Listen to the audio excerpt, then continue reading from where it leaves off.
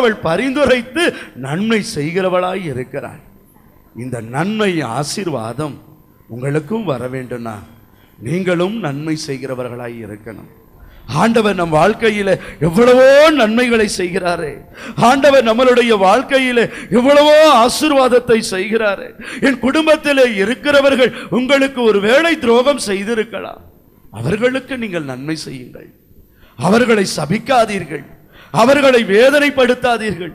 ஒருவேளை உங்களுக்கு உங்களை பெயரை அவமானப்படுத்தினவர்கள் இருக்கலாம். உங்களை யாரோடு தொடர்பு படுத்தி உங்களை பேசி அசிங்கப்படுத்தினவர்கள் இருக்கலாம். உங்கள் வாழ்க்கையை கெடுத்தவர்கள் இருக்கலாம். அவர்களுக்கு நீங்கள் நன்மை செய்யுங்கள்.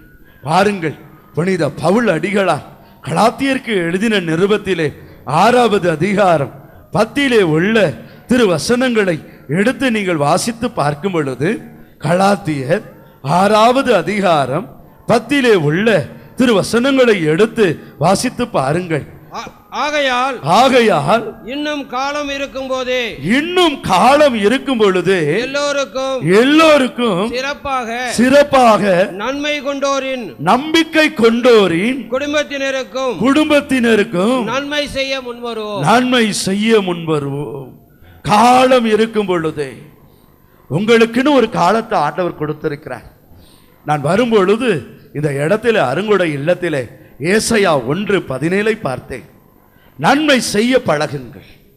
காலத்தை ஆண்டவர் உங்களுக்கு கொடுத்திருக்கிறார். காலத்தை ஆண்டவர் உங்களுக்கு கொடுத்திருக்கிறார். நன்மை செய்கிற ஒரு காலம். அவர் நன்மையை நீங்கள் பெற்றுக்கொள்ள வேண்டும் என்றால், அவருடைய ஆசீர்வாதத்தை நீங்கள் பெற்றுக்கொள்ள வேண்டும் என்றால், இது நாள் வரை உங்கள் மகளுக்கு இருந்த திருமண தடைகள் நீங்க வேண்டும் என்றால், அல்லது உங்களுடைய பிள்ளைகளுடைய எதிர்கால வாழ்க்கை ஆசீர்வாதமாய் இருக்க வேண்டும் என்றால், உங்களுடைய தொழில் வியாபாரம் ஆசீர்வாதமாய் இருக்க வேண்டும் என்றால், நீங்கள் கீழாகாமல் மேலாக நீங்கள் உயர வேண்டும் என்றால், கூடுமான வரை இதோ இந்த காலம் இருக்கும் பொழுது எல்லாருக்கும் சிறப்பாக நம்பிக்கை கொண்டவருக்குன்னு சொல்றார். எல்லாருக்கும் சொன்ன அந்த பவுல் அடிகளார் ஒரு வார்த்தையை உச்சரிக்கிறார். கடவுளின் மீது நம்பிக்கை கொண்டோரின் குடும்பத்தினருக்கும் நன்மை செய்ய முன்வாருங்கள். நன்மை செய்ய முன்வாருங்கள். கூட பிறந்த அண்ணன் தங்கையாய் இருக்கலாம், கூட பிறந்த சித்தப்பா பெரியப்பா பிள்ளைகளாய் இருக்கலாம். அவர்கள் கஷ்டப்படுகிறவரை பார்த்து ஒருவேளை நீங்கள் கண்டும் காணாதவர்களாய் இருக்கலாம். ஒருவேளை அவர்கள் சிறந்து ஒரு காலத்தில் இருந்திருக்கலாம், இன்னைக்கு அவர்கள் நொடித்து போயிருக்கலாம். ஆனால் நீங்களோ இன்றைக்கு வசதி வாய்ப்பு உள்ளவர்களாய் இருக்கலாம்.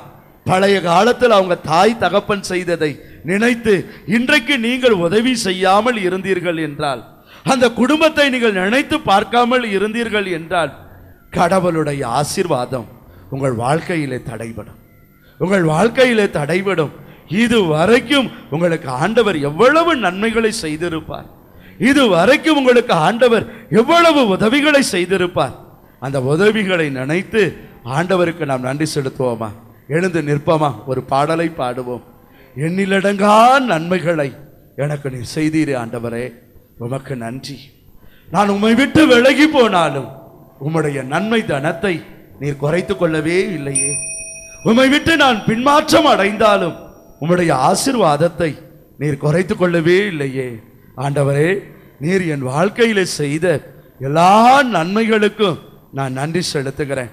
நானும் அநேகருக்கு நன்மை செய்ய எனக்கு உதவி செய்யும் ஆண்டவரேன்னு சொல்லி இந்த பாடலோடு ஆண்டவரை ஆராதித்து செய்திக்கு கடந்து செல்வோம்.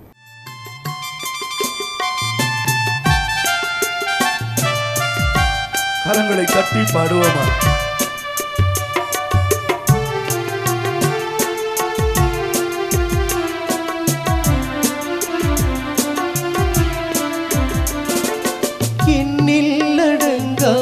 ஸ்தோத்திரம் தேவா என்றென்றும் நான் பாடுவேன். ஆஹா, எண்ணில் அடங்கா ஸ்தோத்திரம் தேவா என்றென்றும் நான் பாடுவேன். இந்நாள் வரை என் வாழ்விலே, இந்நாள் வரை என் வாழ்விலே நீ செய்த நன்மைக்கே ஆஹா, எண்ணில் அடங்கா ஸ்தோத்திரம் தேவா என்றென்றும் நான் பாடுவேன். தாவீது சொல்லுகிறார், ஆண்டவரே நீர் எனக்கு செய்த நன்மையை நினைத்து பார்க்கும் பொழுது கடற்கரை மணலை விட மிக அதிகமாக இருக்கிறது. வானங்கள் யாவும் அதில் கீழுள்ள ஆகாயமும்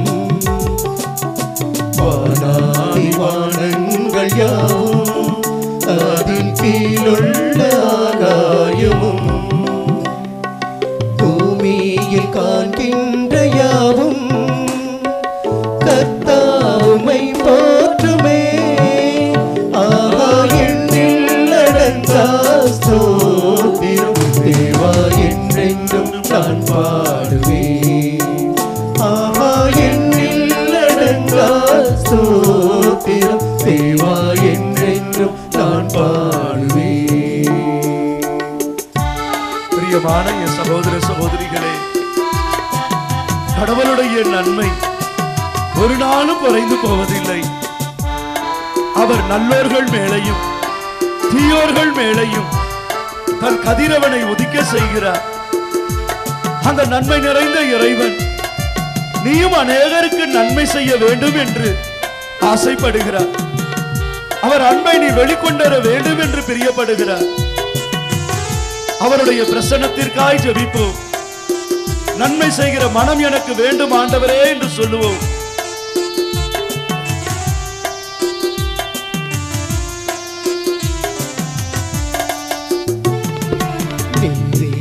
வாழ்கின்ற யாவும் இந்நிலத்தின் ஜீவராசியும் நீரினில் வாழ்கின்ற யாவும் இந்நிலத்தின் ஜீவராசியும் பாரினில் பறக்கின்ற யாவும் பரனே உமை போற்றுமே.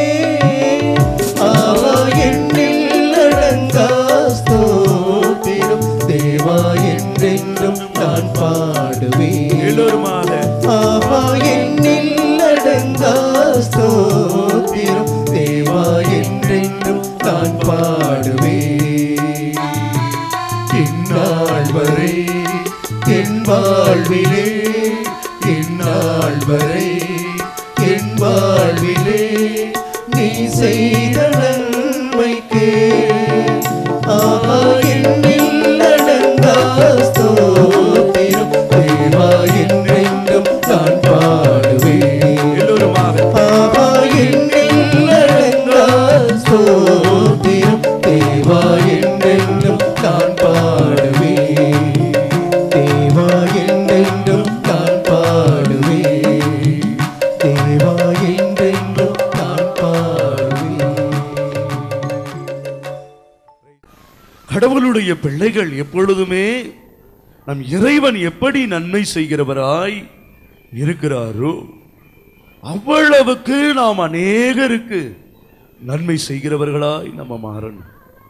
இன்றைக்கு அநேகர் சொல்லுவது உண்டு, யாருக்கு நன்மை செய்யணும், எதற்கு நன்மை செய்யணும், எப்படிப்பட்டவர்களுக்கு நன்மை செய்யணும் என்று இன்னைக்கு அநேகர் நினைப்பது உண்டு.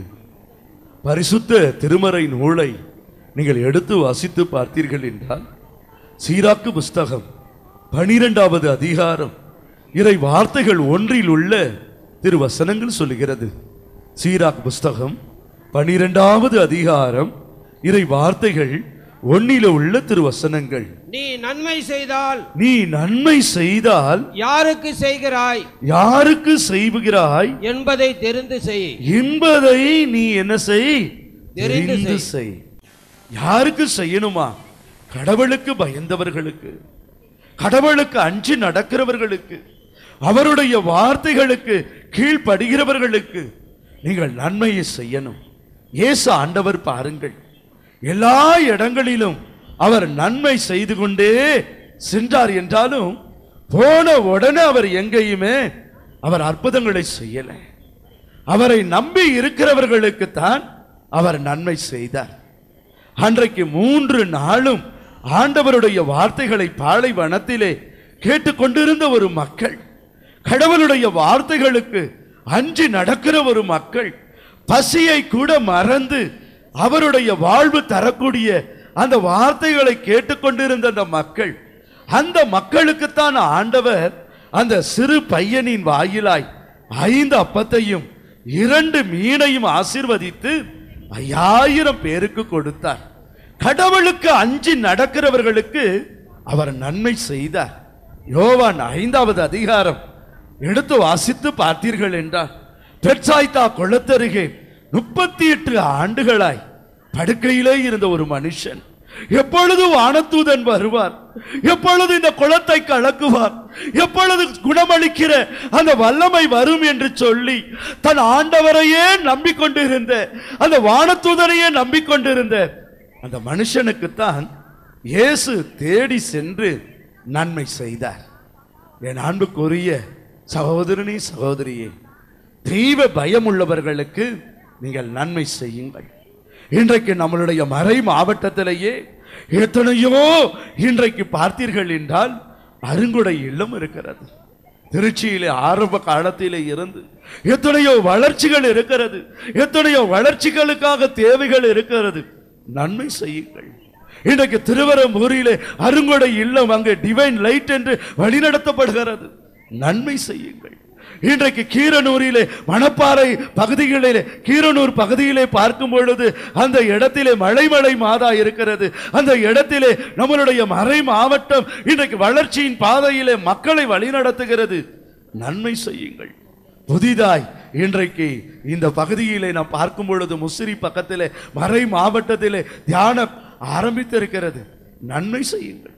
உங்கள் பங்கு திருத்தலத்திலே நன்மை செய்யுங்கள். ஆண்டவருக்கு உண்மையாய் உத்தமமாய் உழைக்கக்கூடிய பணியாளர்களுக்கு நன்மை செய்யுங்கள். கடவுளுக்கு பயந்து வாழ்ந்து அன்பியங்களிலே ஆண்டவருடைய ஆலயத்திற்கு ஒவ்வொரு நாளும் திருப்பலிக்கு வராங்களே, குடும்பத்தில் சாப்பாடு இல்லாம பிள்ளைகளை படிக்க வைக்க முடியாம இருக்கிறார்களே, அவர்களுக்கு நன்மை செய்யுங்க. ஆண்டவருடைய ஆலயத்துக்கே வராம, ஞாயிற்றுக்கிழமை திருப்பலி பூசைக்கே வராம, என் புள்ள படிக்கணும், என் புள்ள நல்ல நிலைமைக்கு வரணும் அப்படின்னு இருக்கிறவங்களுக்கு, தெய்வ பயமே இல்லாதவர்களுக்கு நீங்க நன்மை செய்தீங்கன்னா ஆசீர்வாதம் உங்களுக்கு வராது. ஆசீர்வாதம் உங்களுக்கு வராது. அதனால்தான் ஞானி சொல்லுகிறார், நீங்கள் நன்மை செய்தால் யாருக்கு செய்கிறேன் என்பதை முதலிலே நீங்கள் செய்து தெரிந்து கொள்ளுங்கள். உங்களுக்கு நற்செயல்களுக்கு நீங்கள் நன்றி பெறுவீர்கள். இறை பற்று உள்ளோருக்கு நன்மை செய், உனக்கு கைமாறு கிடைக்கும். ஒருவேளை அவங்களால உங்களுக்கு திருப்பி கொடுக்க முடியலனாலும் உன்னத இறைவன் உங்களுக்கு திருப்பி கொடுப்பார். ஹல்லேலூயா, ஹல்லேலூயா, ஹல்லேலூயா, ஹல்லேலூயா, ஹல்லேலூயா. ஹல்லேலூயா. பிரியமானவர்களே, சென்னையிலே 13 ஆண்டுகளாய் அங்கு புனித தொன்போஸ்கோ திருத்தலத்தில் குடும்ப ஆசீர்வாத பெருவிழாவை நாங்கள் நடத்தி வருகிறோம். அங்கு வருகிற மக்களுக்கு அனைவருக்கும் நாங்கள் 12 ஆண்டு வரைக்கும் நாங்கள் அந்த இடத்துல என்ன செய்தோம் என்றால் 11 ஆண்டு வரைக்கும் வருகிறவர்களுக்கு ரொட்டியும் தேநீரும் தான் கொடுத்தோம். ஆனால் அந்த 11வது ஆண்டு முடிந்த பிறகு ஆண்டவரிடத்தில் நான் செபித்த பொழுது ஆண்டவர் சொன்னார், நான் பசியாய் இருந்தேன், எனக்கு உணவு உண்ண கொடுத்தாயா. பொழுது ஆண்டவர் எனக்கு உணர்த்தின ஒரு வசனம், தெய்வ பயம் உள்ளவர்களுக்கு நீ நன்மை செய், என் வார்த்தைகளுக்கு கீழ்ப்படுகிறவர்களுக்கு நீ நன்மை செய். அன்றைய தினத்திலே இருந்து ஒவ்வொரு மாதத்தினுடைய அந்த முதல் சனிக்கிழமை அன்றும் அன்னையினுடைய மாசற்ற திரு இருதயத்திற்கு அந்த குடும்ப ஆசீர்வாத பெருவிழாவிற்கு வருகிறவர்களுக்கு ஆயிரக்கணக்கான மக்கள் வருகிறார்கள். அத்தனை பேருக்கும் மதிய உணவு கொடுக்க நாங்கள் தீர்மானித்தோம். அந்த தேவைகளுக்காக ஆண்டவரிடத்தில் செபித்தோம், அதற்காக மன்றாடினோம். ஒருவரிடத்தில் வாயை திறந்து நாங்கள் கேட்கல, ஆண்டவரே இது என் மனைவிக்காக நான் கேட்கல, என் பிள்ளைகளுடைய தேவைக்காக கேட்கல, நான் வாழுவதற்காக கேட்கல, இந்த வருகிற ஆயிரக்கணக்கான மக்களுக்கு உணவை நீர் கொடுக்கணும் ஆண்டவரே, அந்த தேவையை சந்திக்கணும். இது நாள் வரைக்கும் அந்த தேவையை ஆண்டவர் சந்தித்து வருகிறார். தெய்வ பயம் உள்ளவர்களுக்கு தான் நாங்கள் உணவு கொடுக்கிறோம். அவருடைய வசனங்களை கேட்கிறவர்களுக்கு தான் உணவு கொடுக்கிறோம். அந்த வசனங்களை கேட்கிறவர்கள் கடவுள் செய்த நன்மைகளுக்கு அவர்கள் அந்த மதிய உணவுகளை தாங்குகிறதுனால இன்றைக்கு ஆயிரக்கணக்கான மக்கள் ஆசீர்வாதத்தை பெறுகிறார்கள். 3 நாட்கள் முன்பதாக ஆண்டவரிடத்தில் அழுது கொண்டிருந்தேன், ஆண்டவரே, இன்றைக்கு அநேக மக்கள் இருக்க அநேக மக்கள் வருகிறார்கள். ஒரு மாதத்திற்கு அநேக ஆயிரங்கள், 25,000 30,000 ரூபாய் ஆகிறது. என்ன செய்வது என்று தெரியவில்லை. எவ்வளவு பணங்கள் செலவு செய்வது என்று தெரியவில்லை. எனக்கு உதவி செய்யும் ஆண்டவரே, கண்ணீர் விட்டு அழுத நன்மை செய்கிறவரே. மனுஷன்கிட்ட இதுவரைக்கும் உதவி கேட்டதில்லைங்க. ஒருத்தர்கிட்ட கை நீட்டி காசு கேட்டதில்லை. ஆண்டவருடைய உதவியை தான் நான் நாடினதுண்டு. அவருடைய பிரசன்னத்தில் அமர்ந்ததுண்டு. அவருடைய உதவியை நாடினதுண்டு. ஊழியத்தில் கிடைப்பதை இல்ல, அங்க மதிய உணவுக்கு அங்க வருகிற மக்களுக்கு செலவு செய்வதுண்டு. ஆண்டவருடைய மக்களை, ஆண்டவரை தேடி வருகிற மக்களுக்கு வயிறார வார்த்தைகளை பெற்று நற்கரணை ஆசீர்வாதத்தையும் திருப்பலியில் பங்கெடுக்கிற மக்கள் வயிறார உண்டு செல்ல வேண்டும் என்று செய்வதுண்டு. அந்த இறைவனிடத்தில் கண்ணீர் விட்டு அழுதேன். 3 நாளுக்கு முன்பு ஒரு சகோதரர் ஊழியத்திற்கு நான் சென்றிருந்தேன் அம்பத்தூருக்கு. சொன்னார், பிரதர், என்னவென்று தெரியவில்லை, ஆண்டவர் உங்களுடைய ஊழியத்தை காண்பிக்கிறார். நான் ஒரு 100 பேருடைய மதிய உணவிற்கு நான் அந்த பொறுப்பை நான் எடுத்துக்கொள்ளுகிறேன். உங்களுடைய அந்த பணிக்காக, அந்த மதிய உணவிற்காக நான் 2500 ரூபாயை நான் தருகிறேன். ஏன்னா நான் என்ன ஜெபித்தனோ அதை தான் ஆண்டவர் செய்தார். ஒவ்வொரு மாதமும் 100 புதிய நபர்கள் வர ஆரம்பித்தார்கள். அது ஆண்டவரே, எக்ஸ்ட்ரா 100 பேர் வந்தா நான் என்ன செய்வேன்? இப்படி ஜெபித்தேன். ஆண்டவர் அங்க ஒரு ஊழியக்காரனுக்கு காண்பித்தார், இந்த 100 பேருக்கு உரிய அந்த உணவை நீ சந்தி. அல்லேலூயா, அல்லேலூயா, அல்லேலூயா, அல்லேலூயா, அல்லேலூயா, அல்லேலூயா. பிரியமானவர்களே, திருச்சி மறை மாவட்டத்தில் இன்றைக்கு உங்களை வழிநடத்தி ஆன்மீக பாதையிலே வழிநடத்துகிற இப்படிப்பட்ட அருங்குடை இல்லத்திற்கும் இதோ தியான மையங்களுக்கும் நீங்க கொடுக்கும் பொழுது கடவுள் உங்களை ஆசீர்வதிப்பார். திருச்சி மறை மாவட்டத்தில் இன்றைக்கு புதிய ஆலயம் மேலப்புதூரில் கட்டப்படுகிறது. அந்த ஆலயத்திற்கு நீங்கள் நன்மை செய்ய கொடுத்து உதவும் பொழுது கடவுள் உங்களை ஆசீர்வதிப்பார். நன்மை செய்யுங்கள். கடவுளுக்கு நன்மை செய்யறதில்லை, ஏழை எளியவர்களுக்கு உதவி செய்கிறதில்லை, பணியாளர்கள் கஷ்டப்படுகிற பணியாளர்களுக்கு உதவி செய்கிறதில்லை. நீங்கள் பாரபட்சம் பார்க்காதீர்கள். குருக்களுக்கு, கன்னியாஸ்திரிகளுக்கு, ஏழை நிறுவனங்களுக்கு உதவி செய்கிறதில்லை, நன்மை செய்கிறதில்லை.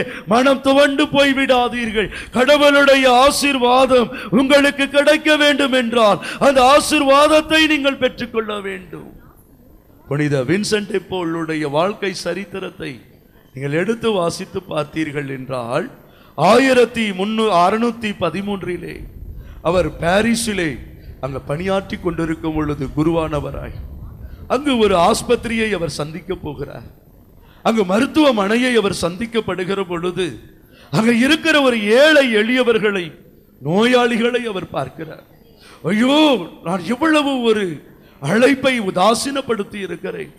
என்னை ஆண்டவர் எப்பேற்பட்ட ஒரு அழைப்பை அவர் எனக்கு கொடுத்து இருக்கிறார். உயர்ந்த இடத்திலே நான் பணிபுரிகிறதை காட்டிலும், செல்வம் நிறைந்த மன்றங்களிலே நான் பணிபுரிவதை காட்டிலும் ஏழை எளியவருக்கும் துன்புறுவருக்கும் பணிபுரிவதிலே தான் என்னுடைய வாழ்க்கை அடங்கி இருக்கிறது என்று அந்த ஏழை எளியவர்களுக்கு ஒவ்வொரு நாளும் 1000 ஏழை எளியவர்களுக்கு புனித வின்சென்ட்டை போல் விசுவாசத்தினாலே மதிய உணவு கொடுப்பாராம். விசுவாசத்தினாலே அதனுடைய தேவைகளை எல்லாம் ஆண்டவர் சந்தித்தார்.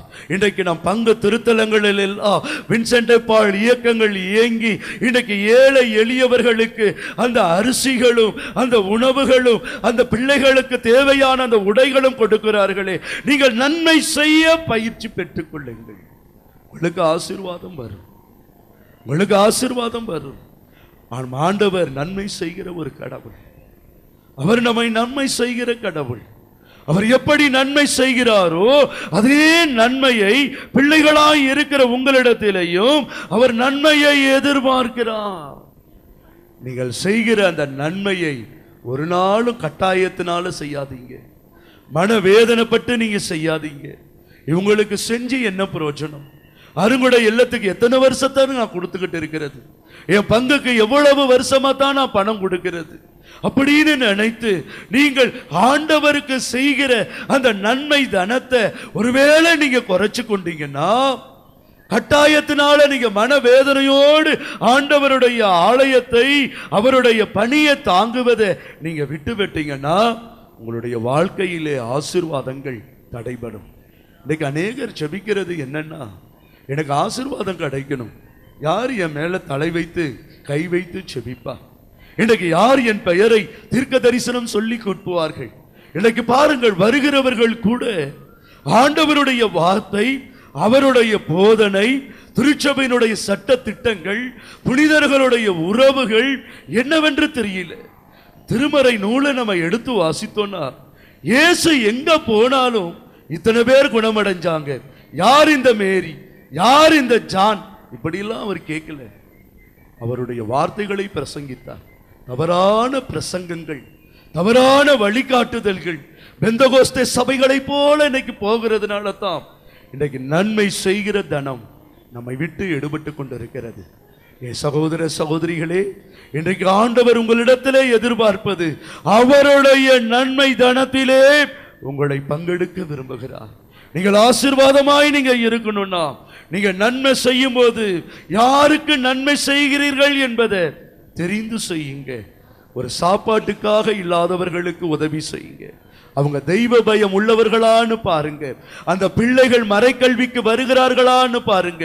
அந்த குடும்பத்தில் இருக்கிற கணவன் மனைவி திருப்பலிக்கு வரக்கூடியவர்களா என்று பாருங்க.